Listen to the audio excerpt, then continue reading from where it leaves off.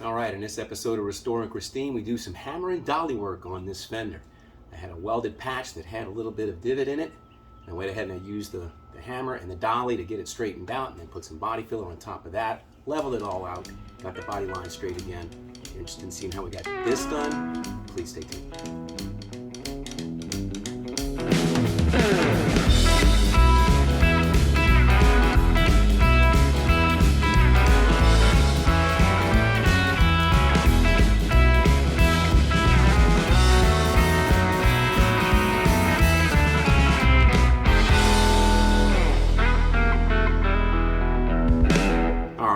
How about some truth in the internet for a change? This video is actually 3 weekends in the making. First weekend is when I started working on this, and then I had a discharge line on my compressor from the pump head to my own personally made filtration system failed. I had to wait for a part to come in. So while I was in the middle of filming everything 2 weekends ago, expecting to drop it last weekend when I knew I was going to be out of town at my son's college graduation, which was enjoyable and great, but I released a points replacement video that seems to be like, generating a little bit of interest, not much, but maybe over time it'll be better. But anyway, I was able to get my parts in, get in the garage this weekend, and finish what I started 3 weeks ago. So that's what this video is going to be. Anyway, not sure how the rest of this is going to come out, but here it comes. Hey, good morning. Welcome to another episode of Restoring Christine. My name is Bill. This car behind me, her name's Christine. This channel is Restoring Christine. It's a video blog documenting my restoration of this 56 Bel Air car that I've had since 2005. Almost 20 years now I've had this car, and now we're restoring it and getting it back in shape. And so let's pick up on this week's work. So, unfortunately, this past week I messed up. The last episode that I did, which I haven't yet released yet, last weekend, was I was working on some rust repair on the brow of the windshield behind me. And I left the valve open on my welding machine. So I left the valve open on my argon CO2 bottle, and it was 75% full, and now it is 0% full. So I don't have any argon CO2 gas to do any miscellaneous welding that I might need to do as I'm working my way towards this front cap. So if that was the only sin that I made this week, which was leaving my argon CO2 valve open, the second thing I did was I didn't prep for this weekend and plan my materials and make sure I have what I need. So on my bench, I am almost out of body filler.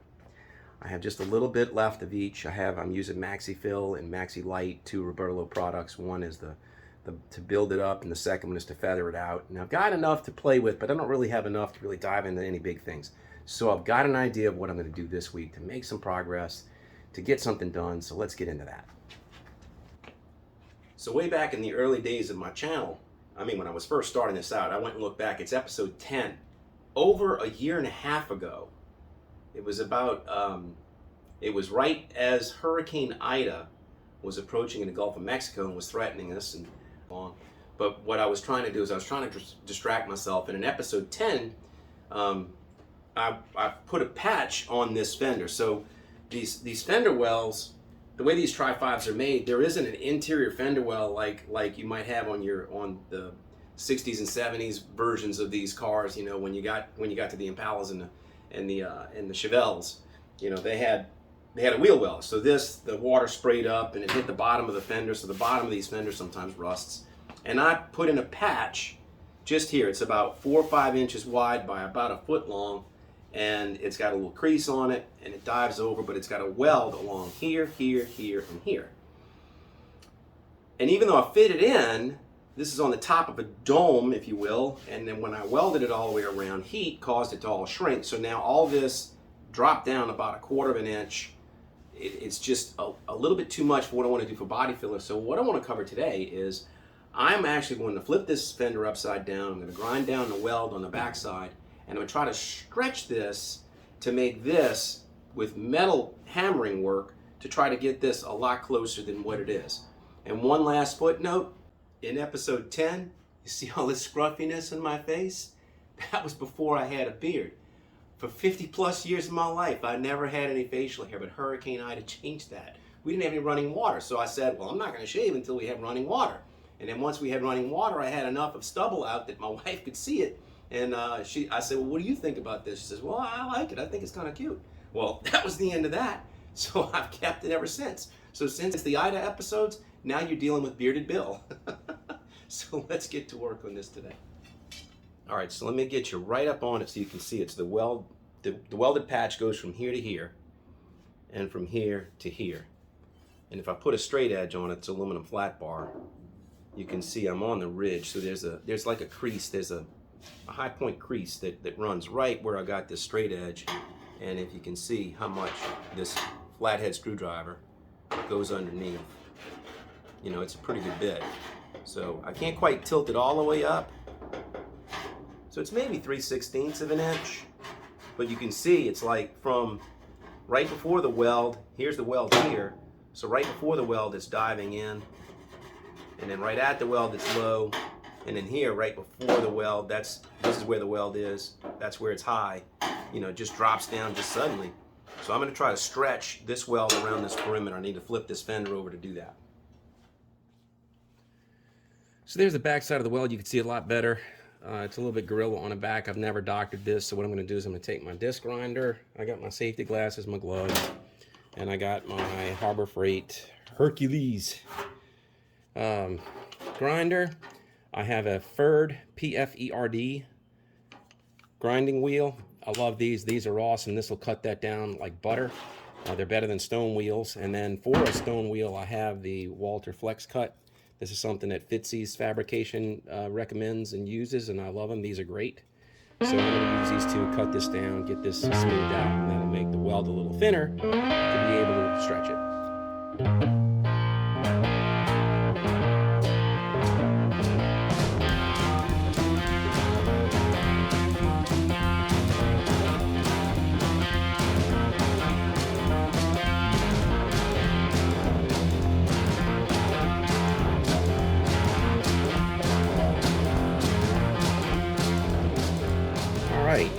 Got it done.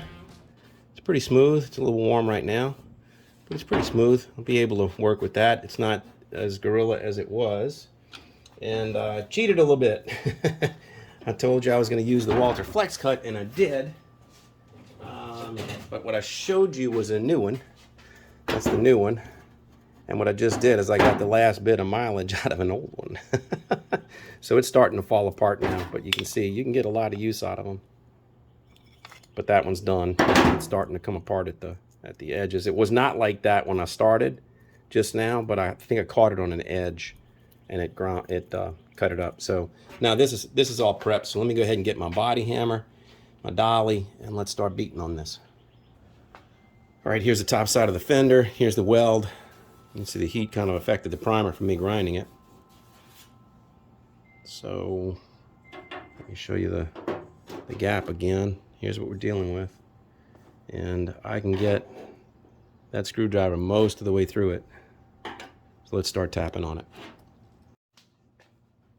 All right, so I'm gonna hammer. I got a inexpensive body hammer and an inexpensive body dolly, so I'm just go ahead and use this on the back side, on the top side, and then the hammer on the back side, and I'm gonna tap into my dolly to try to stretch that weld. Just walk down it.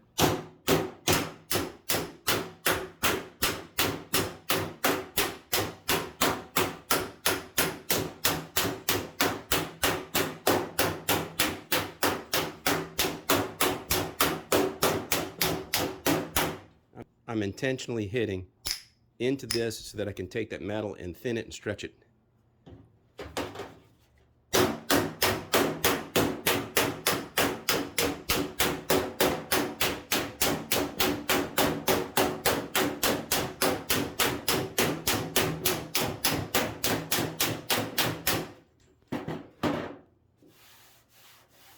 Oh, I can feel it's doing good already.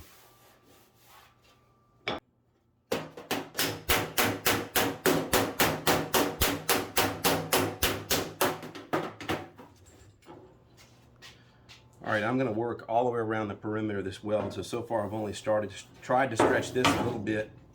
I'm going to do the same thing with the hammer and the dolly and this other length.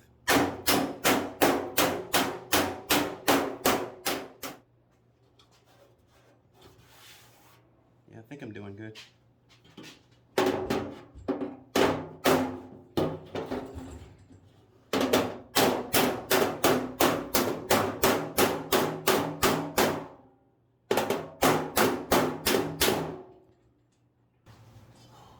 All right, well, I'm gonna put my straight edge on the inside and see what I'm looking like. Oh yeah, that's much, much, much better. Much better. Oh, man. Okay, it's a little low from the other side. It's high right there, but it's a little low, meaning I'm gonna have to tap that down right in here. And then I think once I stretch that, then maybe all I need to do is work on the crease. And I think I'll be there. Let's get that. Go down.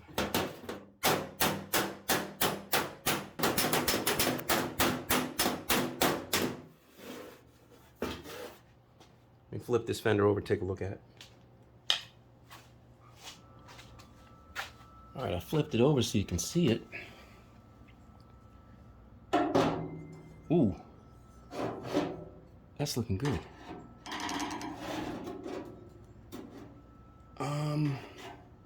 Ooh, now it's a lot tighter. A lot tighter. I think what I'll do is I'm gonna cheat, and I've got a masonry hammer. Let me show you that.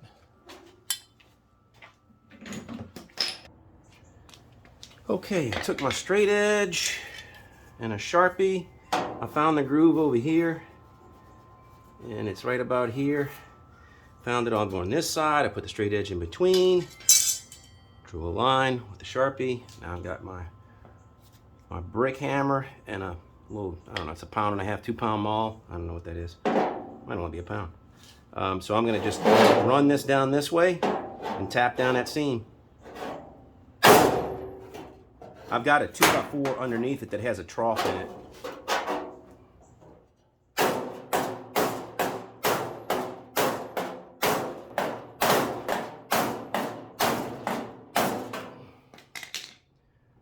I can see it. That's got it. Let me put the fender back in the rack. All right. Now it just looks like a little bit of a dented fender. It looks good. Man, I'm right on it now. And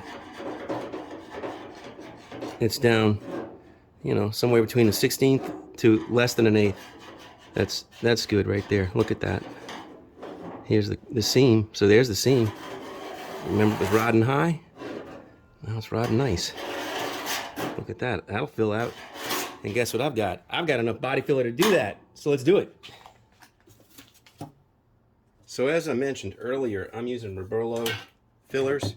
So it's Roberlo Maxi Fill. I'm almost out, but I've got enough to do this fender. And what I'm going to do is I'm going to mix up a batch of this, and I'm going to use my 12-inch taping knife. This is a sheetrock knife that I use, and this does a really good job of spreading. You know, it's 12-inch blade, so it'll bridge over low spots and really work out very well. So I'm going to mix this up. I don't ever weigh my filler and hardener. I just go by eye and color. Never had a problem with it, so I think that was a piece of so I appreciate everybody watching my channel. Hoping you're getting something out of it. The reason why I'm doing this channel, I'm not doing this to make money. I'm not doing this for fame and notoriety. I'm doing this for two things. I'm doing it for one, to document the build so that when I go to cruise nights and whatever, it's like, you know, I've got something different to show instead of a photo album. I can point them to the YouTube channel and say, hey, there you go. And the second thing is I'm doing this to help people that may be watching, restoring a car, show you that you can do it yourself. I'm doing this in my garage. I'm using meager tools to do it. I'm doing it with nothing but weekend warrior mentality.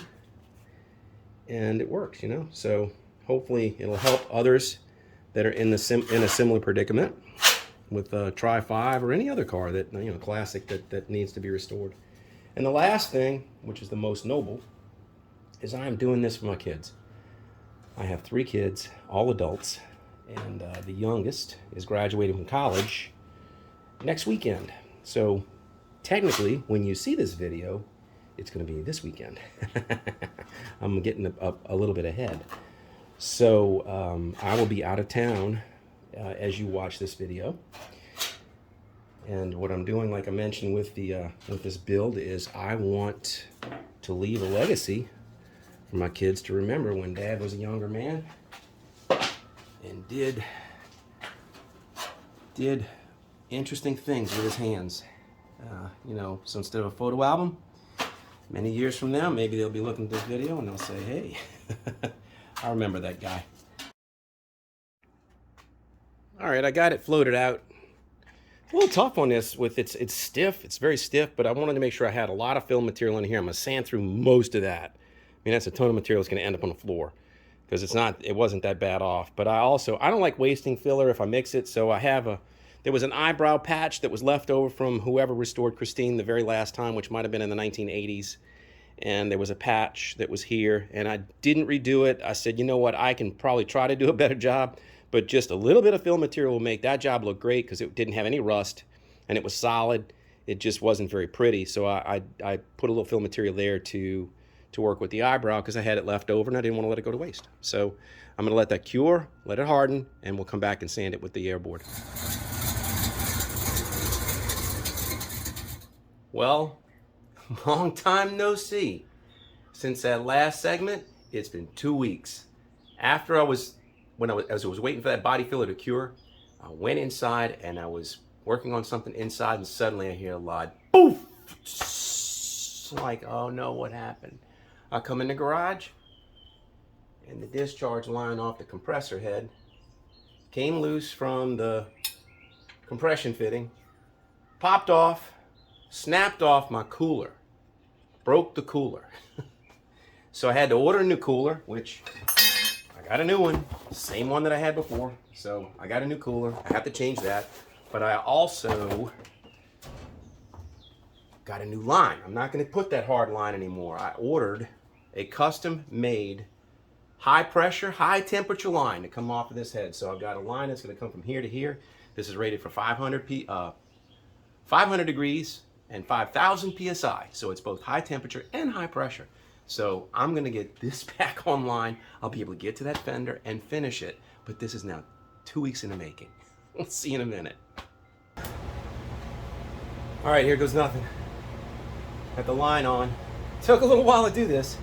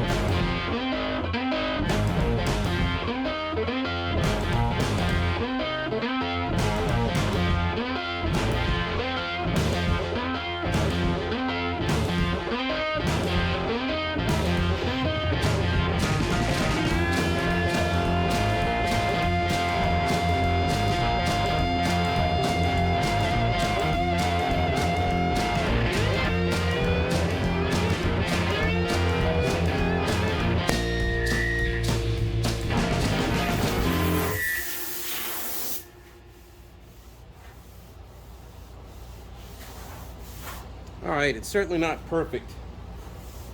That's getting close. I mean, it's a lot better than what it was.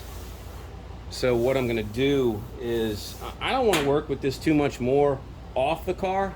And you can see how it's flopping around. So all I really wanted to do is while it was off the car, I wanted to do the hammer work here. That's the whole purpose of this one particular exercise, was to do hammer work on this and I've just been doing body filler to get it as close as I can. And I've been fighting the welds, the high spots of the welds have been coming up. They've been showing up on well, this is actually not the weld, it's this rib. But I've been fighting those, and I've been knocking them down and filling. So what I'm going to do is I'm going to go ahead and finish cleaning up this fender. I've sanded the sides, and I'm going to mix up some primer. We're going to shoot it and then call it a day on this. But what I'm going to do is I will, when I get this back on the car and everything's bolted up tight, then I'll be able to get everything fixed in. Because, you know, I've got to tie it into the door. I've got to tie it into the hood. So there's a whole bunch of little things that all have to come together. So I've got to wait until I get it back on the car to really get it final. So right now this gets me close enough to go ahead and prime it, get back in the ballpark, and then we can continue.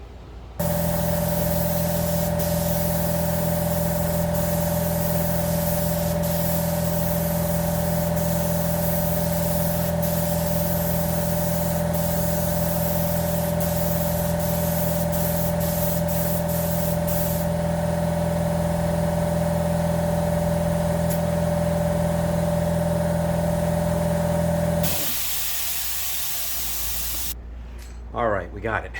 It's been 2 weeks to get to this point. So let's go over it. Let me show you what we're doing. What we've done, there's the fender. This is the part that I started off with right here.